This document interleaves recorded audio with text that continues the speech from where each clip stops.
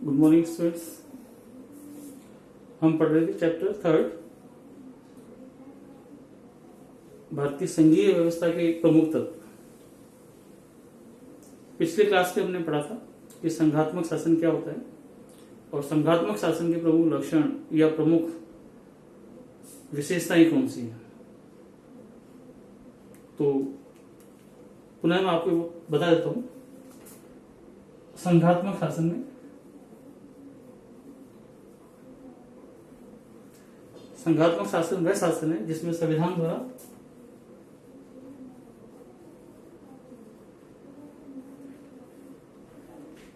केंद्र और राज्यों के बीच शक्ति विभाजन कर दिया जाता है।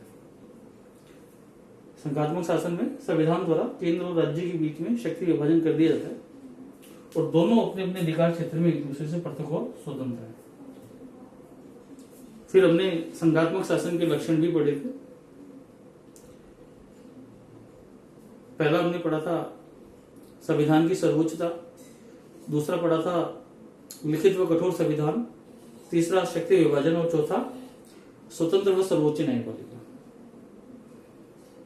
आज आपका टॉपिक है भारतीय संविधान में एकात्मकता के तत्व। देखिए, दोनों शासन व्यवस्थाएं विपरीत है, संघात्मक और एकात्मक। जहां संघात्मक शासन व्यवस्था में संविधान द्वारा केंद्र और राज्य के बीच में शक्ति विभाजन किया जाता है, वहीं पर एकात्मक शासन व्यवस्था में संविधान द्वारा सारी शक्तियां केंद्र को दी जाती हैं। यहां पर एकात्मक शासन में संविधान सारी शक्तियां केंद्र को देता है। राज्यों को जो शक्तियां हैं वो केंद्र से प्राप्त होती है। संघात्मक में केंद्र और राज्य बराबर होते हैं, दोनों को संविधान से शक्तियां प्राप्त होती है। लेकिन एकात्मक शासन में संविधान सारी शक्तियां केंद्र को देता है, राज्यों को शक्तियां केंद्र से प्राप्त होती है। यहां राज्य पूरी तरह केंद्र के अधीन होते हैं।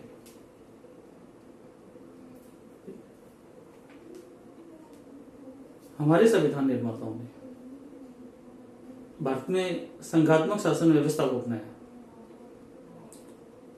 लेकिन हमारे संविधान निर्माता भारत की विशालता और विभिन्नताओं से परिचित थे।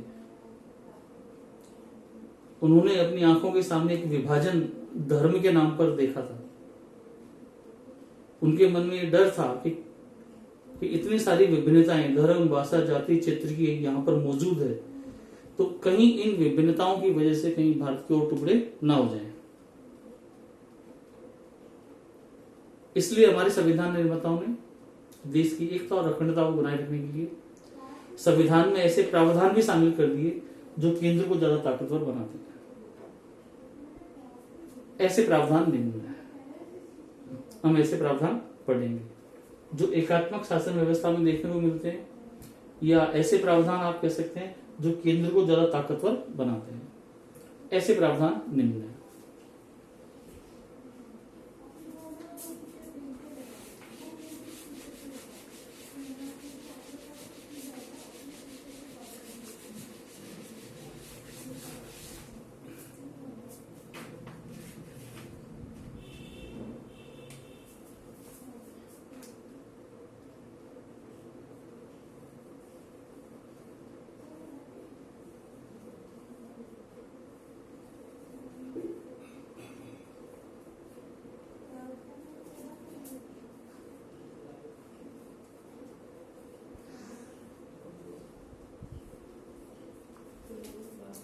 देखिए, संघात्मक शासन का लक्षण होता है कि केंद्र और राज्यों के संविधान अलग अलग होते हैं।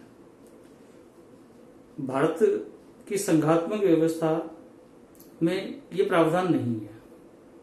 भारतीय संविधान द्वारा भारत में एक ही संविधान की व्यवस्था की गई है। राज्यों का अलग से कोई संविधान नहीं है, पूरे देश के लिए एक संविधान है। ये प्रावधान केंद्र को ज्यादा ताकतवर बनाता है। दूसरा है, केंद्र को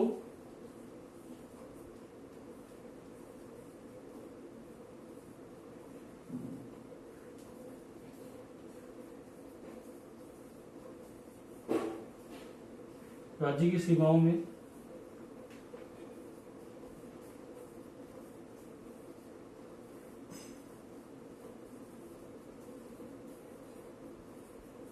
परिवर्तन कर। देखिए, संविधान द्वारा केंद्र को यह अधिकार दिया गया है कि केंद्र सरकार राज्यों की सीमाओं में फेरबदल कर सकती है। वह दो बड़े राज्य हैं या किसी एक बड़े राज्य के कुछ क्षेत्रों को अलग करके नया राज्य बना सकती है। राज्य के नाम में बदलाव कर सकती है। 2 या 3 से अधिक राज्यों के विभिन्न क्षेत्रों को निकालकर एक नया राज्य निर्मित कर सकती है। तो इस प्रावधान की वजह से केंद्र की ताकत में वृद्धि हो जाती है। तीसरी वजह है जो केंद्र को जो ज्यादा ताकतवर बनाती है या एकात्मक शासन का लक्षण है,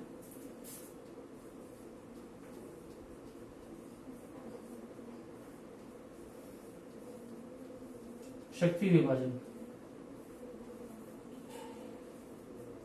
केंद्र के पक्ष में।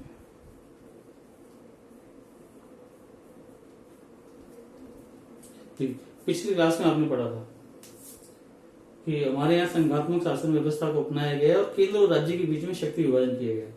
3 सूचियां बताई गई थी आपको, केंद्र सूची, राज्य सूची और समवर्ती सूची। इसके अलावा अवशिष्ट विषय भी बताए गए। अगर आप उनको देखेंगे तो ये पाएंगे कि शक्ति विभाजन पूरी तरह केंद्र के पक्ष में किया गया है। ज्यादा शक्तियां और महत्वपूर्ण शक्तियां केंद्र को दी गई है। केंद्र को 97 विषय सौंपे गए हैं जबकि राज्यों को 66। केंद्र को महत्वपूर्ण विषय सौंपे गए हैं, रक्षा, विदेश, कोयला, डाकतार, संचार, रेल, इस तरह के बड़े और महत्वपूर्ण विषय केंद्र को सौंपे गए जबकि प्रांतों को छोटे मोटे विषय सौंपे गए। समवर्ती सूची के विषयों पर भी अंतिम निर्णय केंद्र का होता है। अवशिष्ट विषयों पर कानून निर्माण का अधिकार भी केंद्र को होता है। इतना ही नहीं, विशेष परिस्थितियों में केंद्र राज्य सूची के विषयों पर भी कानून निर्माण कर सकता है।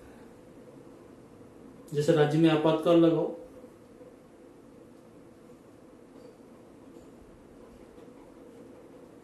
तो राज्य विधानसभा उस समय भंग होती है, स्थगित होती है, ऐसे में कानून निर्माण का अधिकार केंद्र के पास आ जाएगा।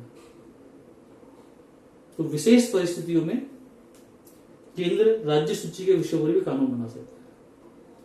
तो आप यहां देख सकते हैं कि शक्ति विभाजन पूरी तरह केंद्र के पक्ष में किया गया है। केंद्र को ज्यादा अधिकार संपन्न और ताकतवर बनाने का प्रयास किया गया। चौथा आप पढ़ेंगे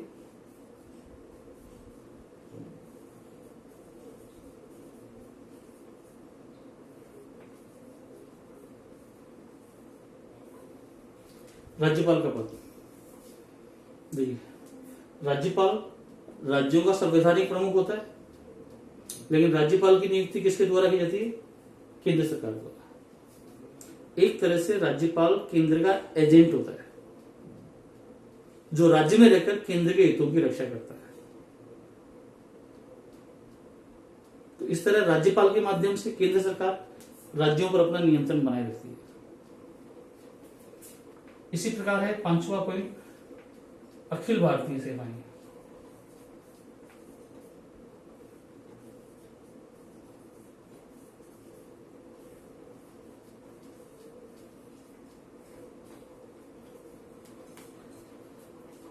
भारत की सबसे बड़ी प्रशासनिक सेवा अखिल भारतीय सेवाएं।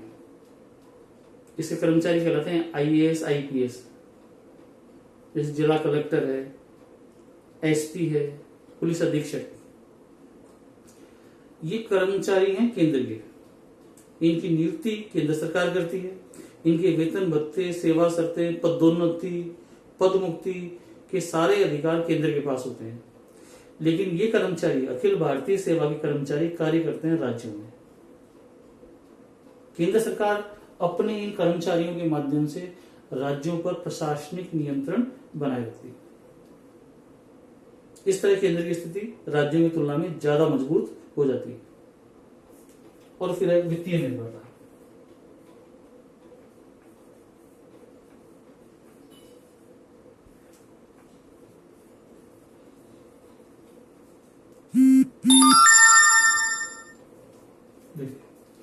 राज्यों राज्यों के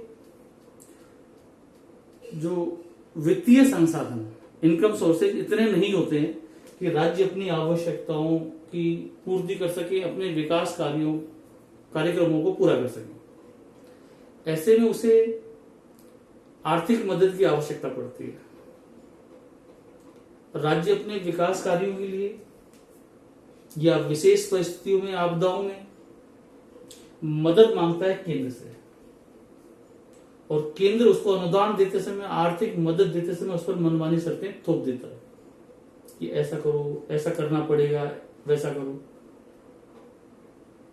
राज्यों को आर्थिक सहायता चाहिए अपना काम चलाने के लिए, केंद्र उसे देता है लेकिन मनमानी शर्तें लगा देता है।